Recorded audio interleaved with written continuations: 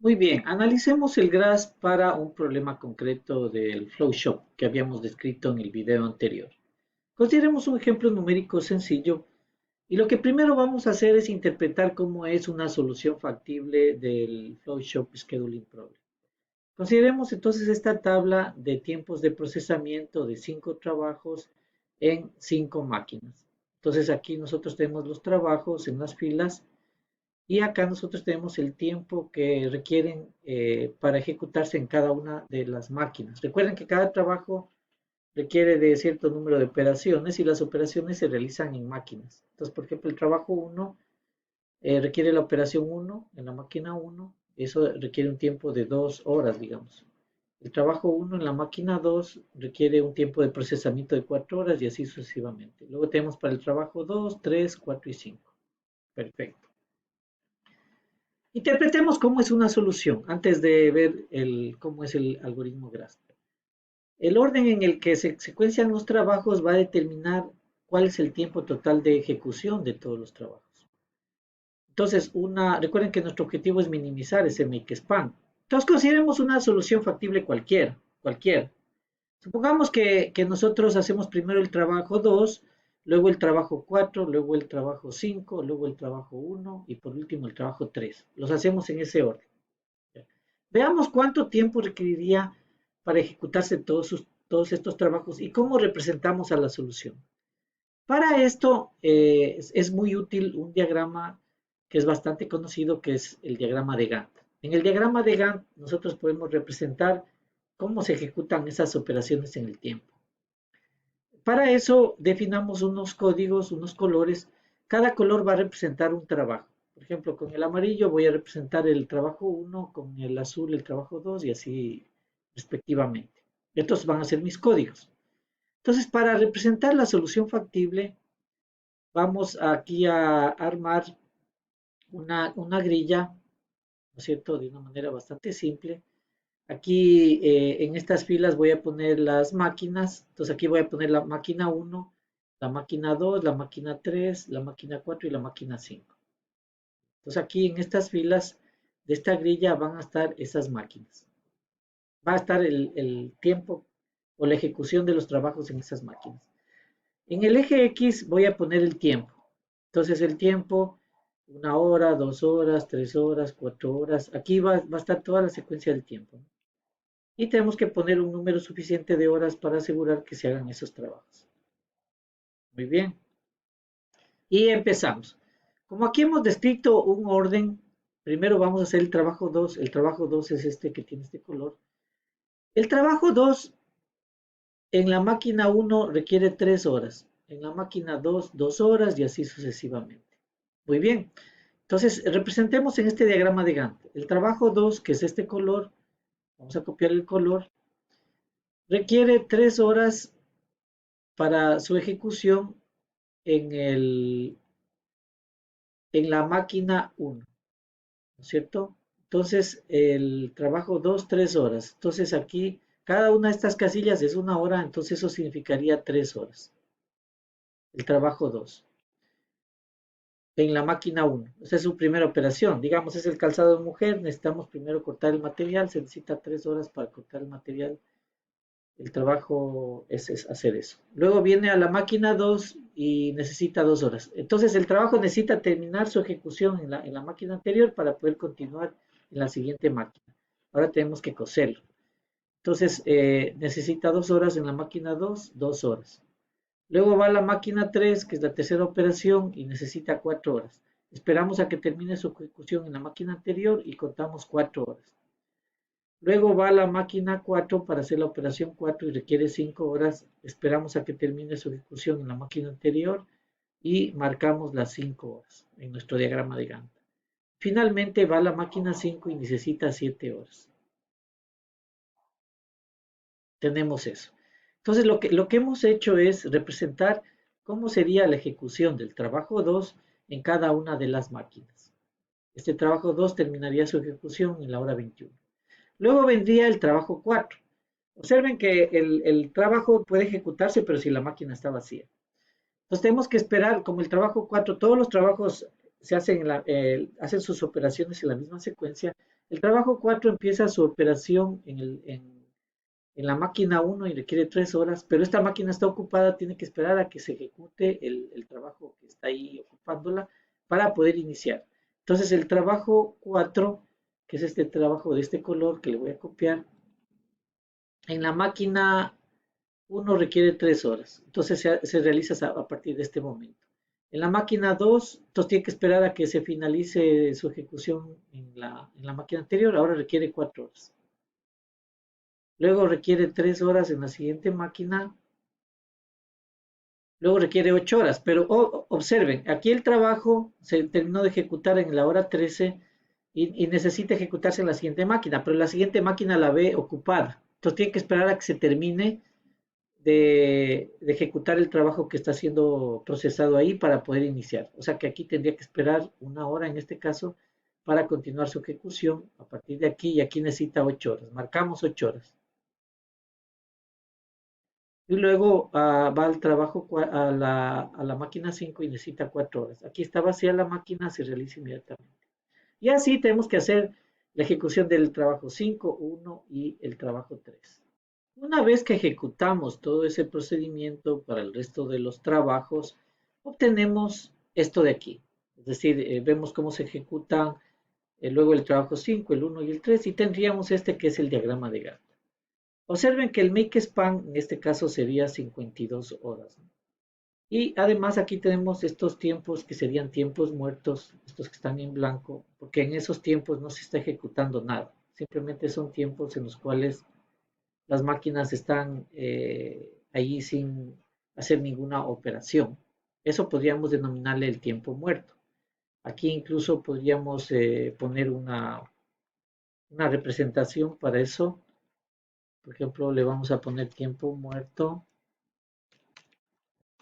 y escojamos un color, ¿no? Poniéndolo, por ejemplo, de color gris al tiempo muerto, veríamos estos tiempos muertos, ¿no? Finalmente, para esta solución factible tenemos un valor de la función objetivo, que es el makespan, que en este caso entonces sería 52 horas, ¿no? En 52 horas se realizan todos los trabajos. Ese sería el makespan. Hemos necesitado 52 horas para ejecutar todos los trabajos.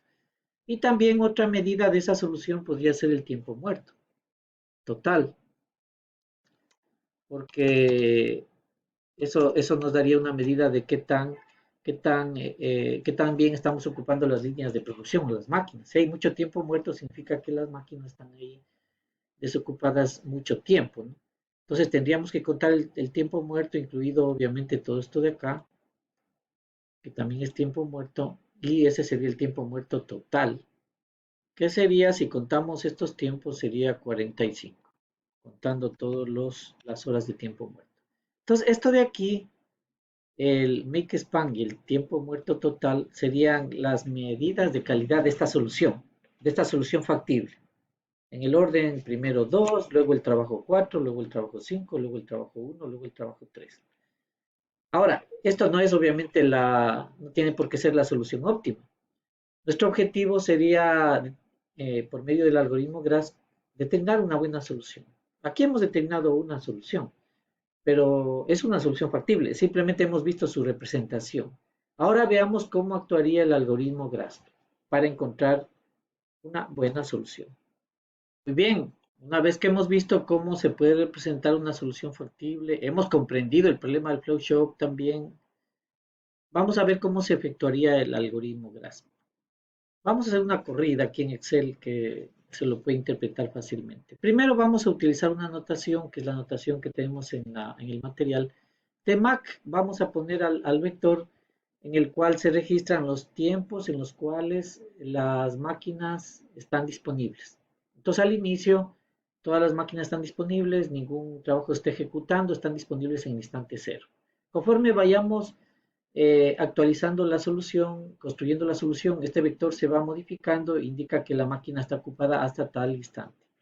También al inicio no tenemos ningún trabajo ejecutándose, la idea es ir determinando el orden de la ejecución de los trabajos. Entonces eso pongamos en un vector que se llame de trabajos hechos. Al principio está vacío y lo vamos a ir llenando hasta que este vector tenga todos los trabajos, hemos encontrado una solución.